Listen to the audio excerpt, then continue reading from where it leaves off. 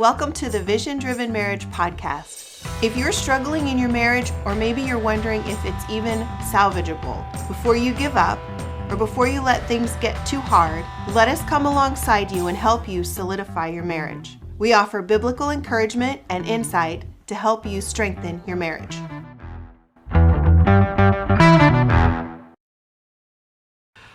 Communication is an issue that married couples have to deal with a lot, and sometimes we just don't deal with it very well. So today we're going to talk about 3 really big deterrents to communication. And we're going to give you some things you can plug in today to be able to help make your communication a little better in spite of those deterrents. So here's the first one. Deterrent number 1. Men and women are different. Now, you've all seen the books about how men are from Mars and women are from Venus, and you've seen all the articles and all of the experts who've shared this obvious truth with us. But it gets in the way of our communication, and sometimes in some pretty obvious ways that I've seen in the pastoral office, and I know Leslie's seen in the counseling office. And often it's because of those differences that we fail to communicate properly. Let me give you an example. Sometimes we just don't understand each other, and then we don't say what we mean. For example, how many of you have been in the position where you have asked your husband, "What are you thinking about?" What's his answer that he gave? Nothing. And when he said nothing, how did you feel? Like he was lying to me. And shutting you out. Now, I know right now, for those of you who are wondering, no, we have not been spying on you in your home. Couples deal with this all the time. And so let me go ahead and help you out with just a little bit. First of all, ladies, I know that this is really difficult to process, but when your husband says, "I'm not thinking about anything in particular," he's not lying to you and he's not shutting you out. Sometimes we just shut our brains off, and he's actually telling you the truth. But guys, please don't misunderstand this. Your wife cannot understand that because there's never a moment where she's not contemplating something that's very important to her. And so because of that incredible difference, communication can feel more difficult than it ought to, and it can even feel like you're shutting each other out. Yeah, and there's been times where in the course of that asking, well, what are you thinking about? That's not really the question that I would mean to ask. It's not what are you thinking about. I would really need to say something like, instead of what are you thinking about, I would need to say, I need your opinion on XYZ. So that's one of the other struggles or the other differences between men and women is that sometimes we don't say what we mean, and we need to speak with clarity and say, okay, here's what I really mean. We see this happen a lot at funerals, don't we? Well, and see, it's human nature to want to communicate, but to not really understand how to make sure that the second part of communication happens. You see, too often we think talking is communicating, and it's not. Communication only happens when what I'm saying is received and heard. And so if it's not heard, it wasn't communicated. I was just talking. Let me give you an example of how human nature gets in the way. How many of you have either been this guest or you've been at a funeral where somebody comes up at a funeral and what they mean is, "I love you and I'm really sorry that you're hurting and I wish you weren't hurting." What they say is, "I know how you feel." And they don't. But we've all been there, right? How many times in our marriages are we saying something with a meaning that our spouse doesn't understand because our spouse wouldn't mean the same thing if our spouse said the same words? And so we need to learn to communicate clearly. And we'll give you a couple of examples of why that's going to be such an important thing for you to do in your marriage. One of the things that we've seen over and over again in the counseling office is something that I want to ask all of you at home right now. Okay? So just focus for just a moment on this question and give your honest answer.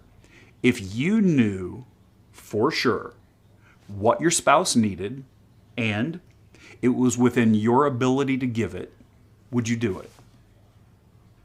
Now, once again, I can't see in your home right now, but I know your answer was yes, absolutely, and there was no hesitation.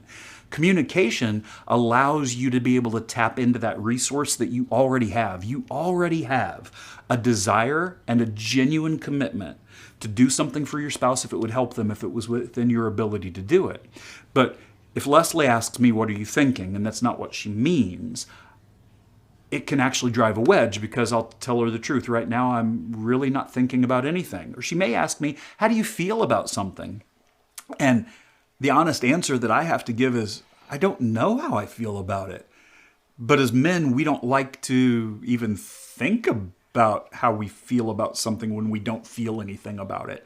And so being able to communicate is going to be taking the time to slow down, to say what you actually mean, and to be able to give an answer that's honest, even if you know it's not exactly what your spouse was expecting. So instead of asking, what are you thinking? What are some examples of some things you could actually do that would get to the issue you were trying to address? Well, I think asking a question clearly, and saying what you need, I need specifically your opinion on XYZ, or instead of, what are you thinking about, ask more specifically, how did your day go in regards to XYZ, or maybe it was a situation that, you had talked about previously or whatever, and you wanted to know, how that situation was playing out. And I think one of the other things that's really important to note here is that when you ask kind of a vague question and it's not answered the way that you expect, you've got to be able to give grace and know that there's a process in learning how to do things better each time. And so you give grace and maybe rephrase the question or ask the question again. But don't assume that the intentions were negative to start with. Like when you say, I don't know, or I wasn't thinking anything, we've learned not to assume that I'm being shut out, or that I'm trying to shut you out, or whatever. We give each other the benefit of the doubt. Right. Well, and likewise, guys, you've got to be able to give grace also. Once you realize that it may be something that's beyond the question that was actually asked, be able to give an answer that is very upfront and loving, so that she knows she's not shut out. She may ask me, "What are you thinking about?" And instead of just saying nothing, I'll just tell her, I really have shut my mind off. I've had a long day, and I'm just sitting here truly trying to recover from all of the things I went through today. I'm not thinking about any one thing in particular. Now, I know that that's something that, well, maybe if I just said I'm not thinking about anything, that should be understood. But we've clarified it might not be, because we don't operate the same way. And aren't you glad that men and women don't think about things the same way? Together, we're able to do things we could never do by ourselves because we think so differently. But communication suffers, and it doesn't have to. So you need to learn to give grace, and you need to learn to be able to say more clearly what you actually mean, whether you're the one asking the questions or you're the one answering the questions. State it clearly so that there is a connection rather than an anticipation of being shut out, because you don't want to shut your spouse out, but let them know that you want them in. And I think, adding to here, if there's a lack of clarity in the conversation, it's okay to ask for more information. Like if I were to say, what were you thinking, what are you thinking about? And if you didn't know what I was talking about, you would offer an open-ended question that said, in regards to what? Right, because think about how that could be so many different things. She might be noticing that I have a look on my face that looks like I'm concerned about something, and what she really means is there something troubling you? She didn't say that, but that might be. So if you start to ask questions and respond to each other, make an intentional effort to let each other in, you might get to the root of what's really being asked. Your communication will get better, but you need to give grace both ways. If you're not getting the answer you expected from a question, understand you might not be using the words you actually meant, and give grace. And if you're answering and getting a strange look, realize that your answer might not have been something that was very clear at all, and also give grace. Communicate with each other, understanding that sometimes it takes 2 or 3 attempts before you get to the heart of what you're really talking about. Right. I know early on we struggled with that pattern and then we would get frustrated, and then the conversation would get heated. It would be emotionally negatively charged, and our childhood patterns would kick in. And Doug came from a family that when you had a disagreement, you pressed into that and you fixed it right then, and you talked about it, and everybody came to the table and they talked about it and until it was fixed, right? I came from a family background where I needed to have time to cool off. Like if I were in an emotionally charged situation, there was usually some flying off of the handle, and so I needed to back out and take a breather for a long period of time. What he would consider a long period of time. I didn't think 30 minutes or an hour or 2 hours or a shopping trip would be considered a long period of time, but to him that was an extremely long period of time because he was used to coming to the table and fixing it right then. So needless to say, when we started having those, I wouldn't say we argued much, but we would definitely disagree. Yeah, I would say we would definitely have some disagreements early on, kind of the butting of the heads. And I would need to move out, like not move out, but to remove myself from the situation in order to have time to calm down and collect my thoughts and process what just happened. And he would be like, no, we need to press into this. We need to fix this right now. And we disagreed on how that actually should go, didn't we?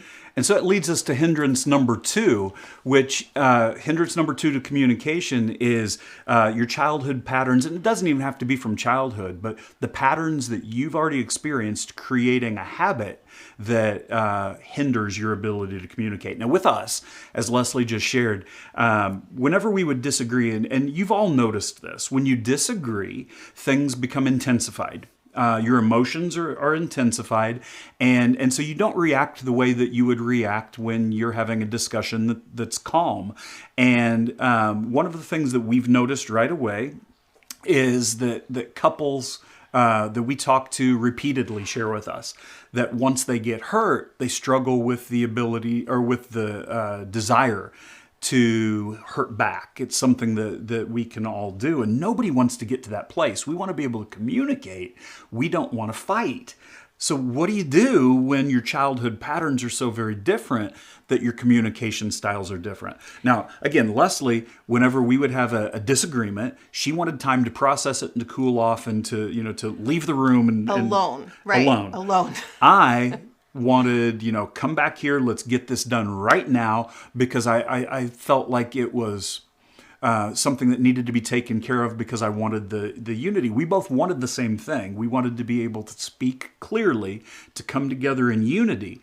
But the way that we were going to get there was very, very different. Some of you might be able to identify with that right away. So what exactly do you do to be able to fix that situation? Well, one of the things you need to understand is you've all had the experiences that, we all went through experience where we've already had the disagreements, we've already had the verbal fights. At that point, you probably said some things you absolutely didn't mean. You were disagreeable with each other, and it was difficult, and you feel horrible about it. The very first thing is, with those things that have already happened, truly be able to forgive and let it go. But the solutions lie more in how can we proactively come up with a different communication pattern during the times we're not upset with each other. So during a time where things aren't heated, we need to plug in a plan that we think will benefit both of us. Yeah, and our plan looked a lot like, okay, we have to decide what is an acceptable time to be able to take a step back from the disagreement and then come back in. And we agreed on 10 to 15 minutes, which was enough most of the time, right? Which was enough to allow me to process and to kind of think through the things that had been said and actually what the purpose was, what my intent was, where my heart was at in the conversation, and then be able to come back and clearly explain those things that I got a good handle on while I was, processing it on my own. And it allowed for you to say, okay, well, it's not 30 minutes. It's not a shopping trip. It's not, Well, more importantly, it's not something that we're going to ignore. We actually set a time. And so it gave her time to process things. It gave me the understanding we are going to come back together.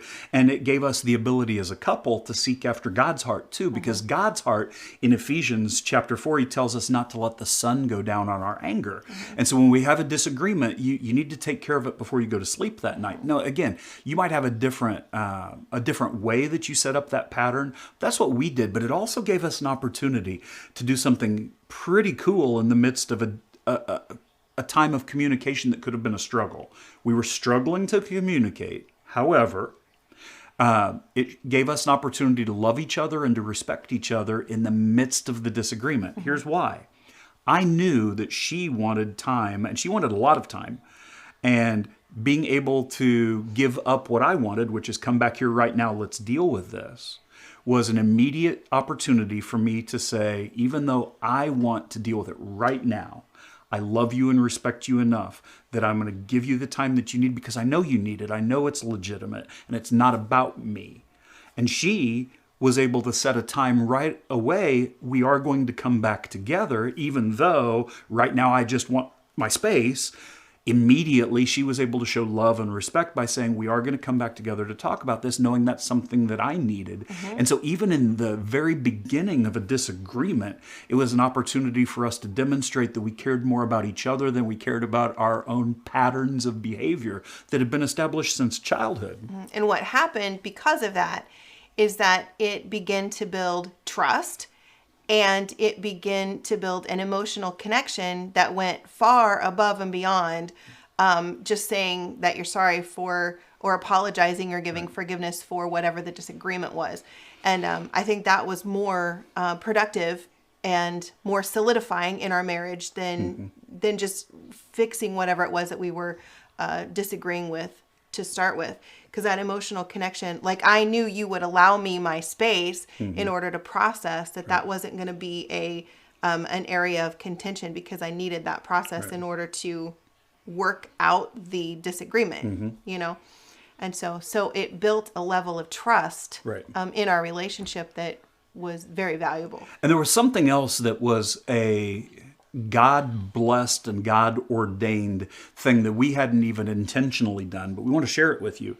As the early couple of years of our marriage, as we continued to try to give each other, I would give her space, she would come back together so we could talk, to give that as a gift to me.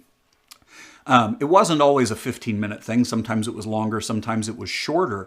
But what we ended up noticing was, and you've probably seen this in your own relationship, even though during a disagreement you're both upset, somebody had their feelings hurt first, somebody was upset first.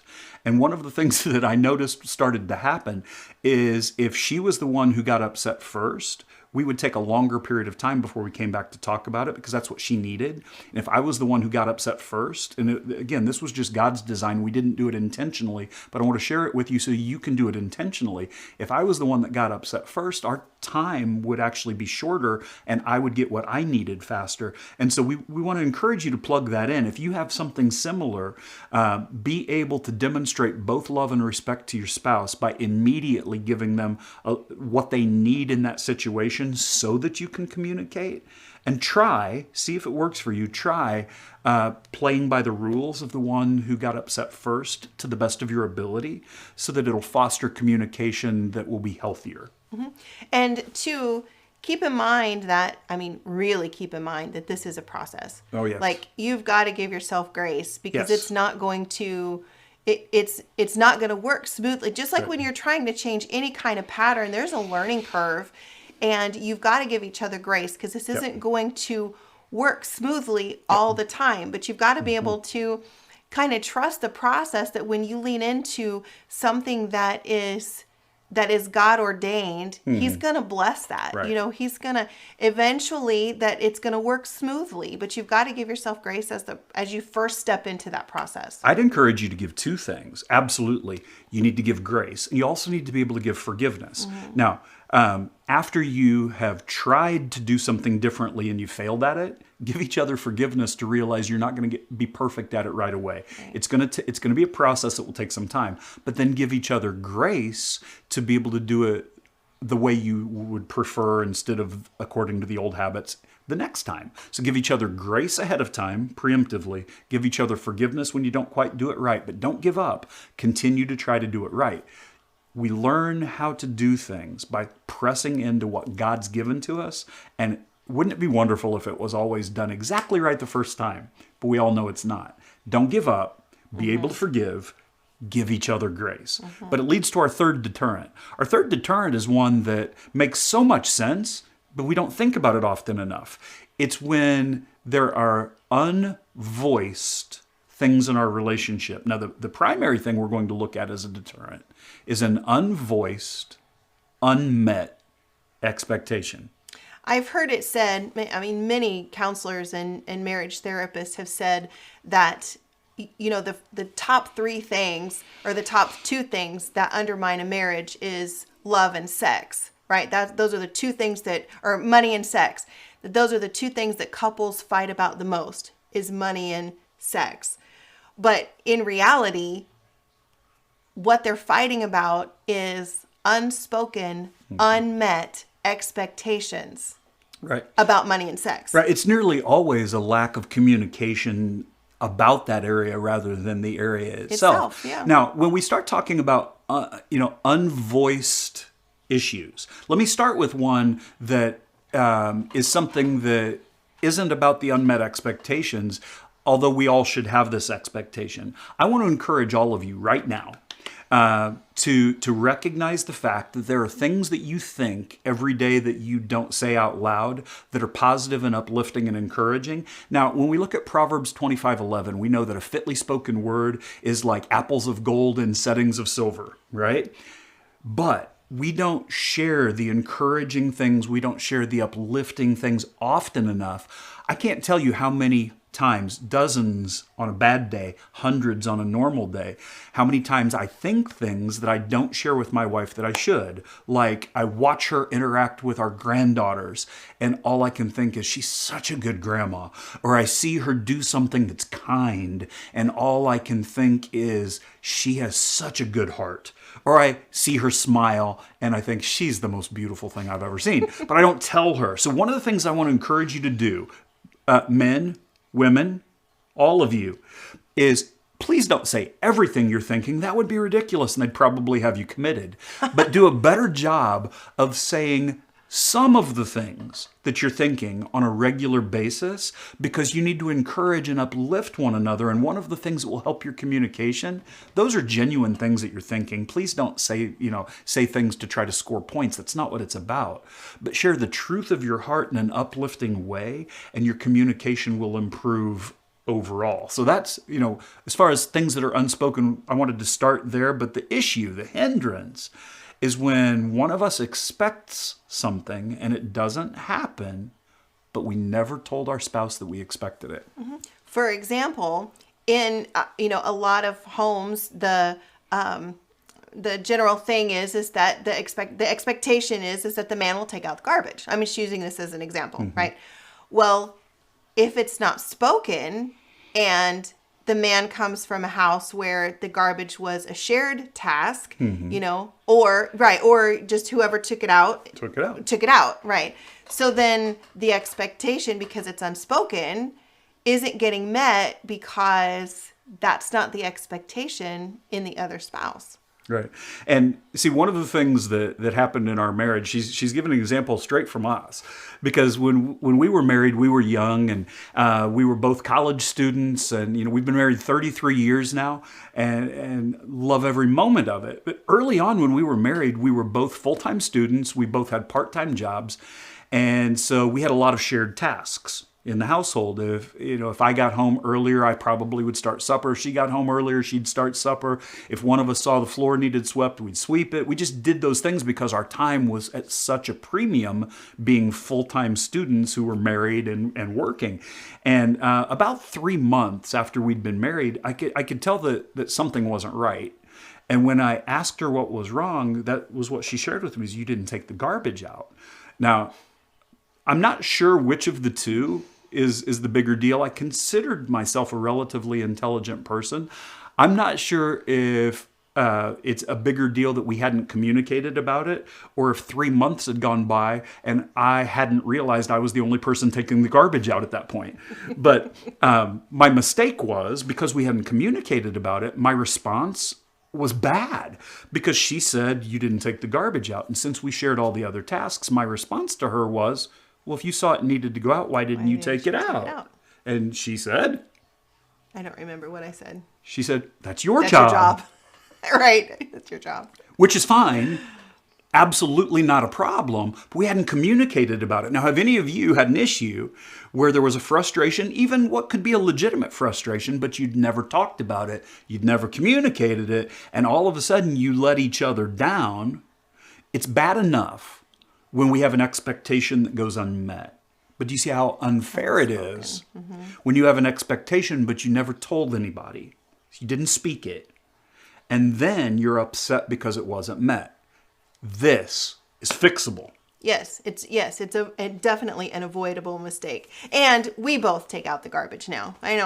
We both do it now. Right. But the communication's the key, and being able to share, this is what I expect, goes back to what I asked early on. If you knew that your spouse needed something and it was within your ability to do it, would you? Of course you would. The problem we have is there's things that we need or expect or want that we never say out loud. It's unfair. The first thing we need to do is acknowledge that's unfair. But the fix is when you start to feel hurt because an expectation you had wasn't met, ask yourself this question first. Did I actually communicate what I expected or not? And is it communicated clearly? Did I expound on it enough to know that what I expect is, one, reasonable, because it might be an unreasonable expectation, at which point you process through that, and say, that's okay, a different issue. Yeah. Yeah, but you say that's an unreasonable, here's the fix to that, But if it's a reasonable request and it's expressed, well, that's an easy fix, because then you just move forward with whatever you planned. But when it comes to the communication, the very first step is, did I even say it? And when I said it, was it heard? Because again, I want you to think about communication, not talking. If you say something that isn't heard, you're just talking. For it to be communicated, it has to be said and heard. And so you need to ask yourself, did I reasonably say what I expected, and was it heard? Or did I say it while they were hurrying out the door? Or did I say it when they were busy with the kids? Or did I, make sure, because first of all, you don't want to be in the place where you have something create a division between you that's unreasonable. Now, the second thing is, then you need to find out, when you're the one who is feeling like your expectations weren't met, how can I communicate it without allowing my disappointment, which was unreasonable because I hadn't communicated it yet, come into the discussion? Because one of the things that we also see that's so difficult, if I'd thought of, now, one of the other issues that I can face, because my wife and I are one, sometimes I forget that if I've been thinking about something for 3 hours, she doesn't live in my head. And so I might have thought that I told her about it, but I didn't. And that really works both ways, because, one of the best premarital advice that I received was, he's not a mind reader. Yep. He cannot read your mind. And so it's very important to say, okay, did I mention that, or had I just been thinking about it? Right. Or did I communicate that at a time when he wasn't able to give it his full attention? Right. Which happens for us. That's like the morning, the early morning. Because I'm an early morning person. He's not an early morning person, and so to talk to him about anything substantial, Right. before 7:30 doesn't. I'm awake. Yeah, but my he's brain's not not awake. functioning.